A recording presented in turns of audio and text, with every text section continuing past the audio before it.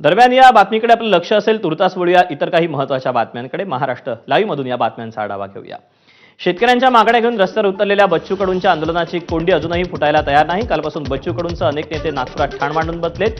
24 तास उलटले तरी आंदोलनाची कोंडी फुटलेली नाही. या दरम्यान 4 महामार्ग आंदोलकांनी रोखून धरले. बच्चू कडूंच्या आंदोलनावेळी झालेला रास्ता रोको, महामार्ग रोखणं हे करणं योग्य नाही अशी प्रतिक्रिया मुख्यमंत्री फडणवीसांनी दिली.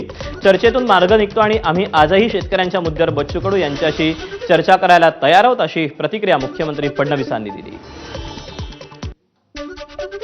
आणि कुठल्याही परिस्थितीत हे रेल रोको आणि बाकी गोष्टी या मात्र करणं योग्य नाही, त्या करू दिल्या जाणारही नाहीत. त्यामुळे आमचं स्पष्ट आव्हान आहे, शेतकऱ्यांच्या प्रश्नावर आम्ही सकारात्मक आहोत. या सरकारने 32,000 कोटी रुपयाचं पॅकेज दिलं आहे. पैसा शेतकऱ्यांच्या खात्यामध्ये आम्ही देतो.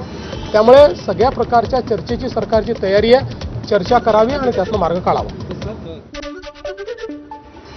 सरकारचे प्रतिनिधी गृहराज्यमंत्री पंकज भोयर आणि अर्थराज्यमंत्री आशिष जयस्वाल बच्चू कडूंची थोड्याच वेळामध्ये भेट घेतील. हे दोन्ही मंत्री संध्याकाळी 6 पर्यंत आंदोलनस्थळी पोहोचण्याची शक्यता आहे. मुंबईत कडूंनी चर्चेसाठी यावं असं साकडं 2 राज्यमंत्री सरकारतर्फे घालणार आहेत अशी माहिती आहे.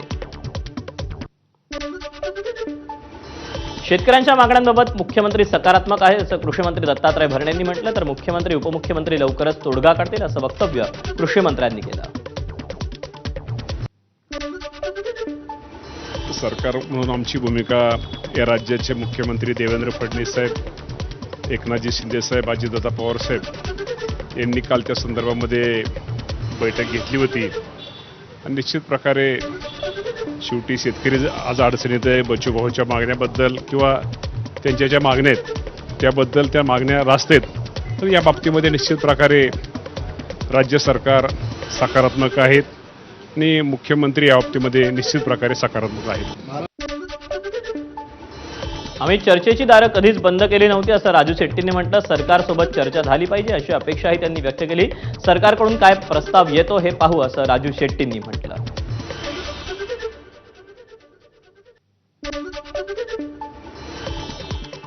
आज सकाळपर्यंत सरकारकडून चर्चेचा डेडलॉक होता. मात्र आम्ही रेल्वे रोकोचा इशारा दिल्यानंतर सरकारनं चर्चेची तयारी दर्शवली.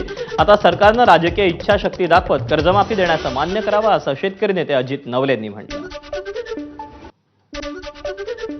कर्जमाफीचा त्यांनी शब्द दिला होता निवडणुकीपूर्वी, तो त्यांनी पाळावा.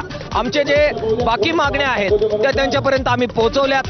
आमच्या देवस्थान इनाम जमिनीचा प्रश्न आहे, त्या नावावर करण्याचा प्रश्न आहे, किंवा आमच्या इथे बाकी सगळे जे वेगवेगळे घटक आहेत त्या सगळ्यांच्या मागण्या आम्ही दिलेल्या आहेत. त्यामुळे राजकीय इच्छाशक्ती सरकारने दाखवली तर डेडलॉक मिटेल. जर त्यांनी दाखवली नाही तर लढा पुढे जाईल. दरम्यान चर्चेतून मार्ग निघतो. बच्चू कडू आणि इतर शेतकरी नेत्यांनी मुंबईला यावं आणि मुख्यमंत्री आणि उपमुख्यमंत्र्यांची चर्चा करावी असं आवाहन मंत्री चंद्रशेखर बावनकुळे यांनी केलं. बच्चू कडूंना अर्बन नक्षल ठरवण्याचा प्रयत्न असल्याचा आरोप संजय राऊतांनी केला. तसंच शेतकऱ्यांचा सातबारा कोरा करा ही उद्धव ठाकरेंची मूळ मागणी असल्याचं राऊत म्हणाले.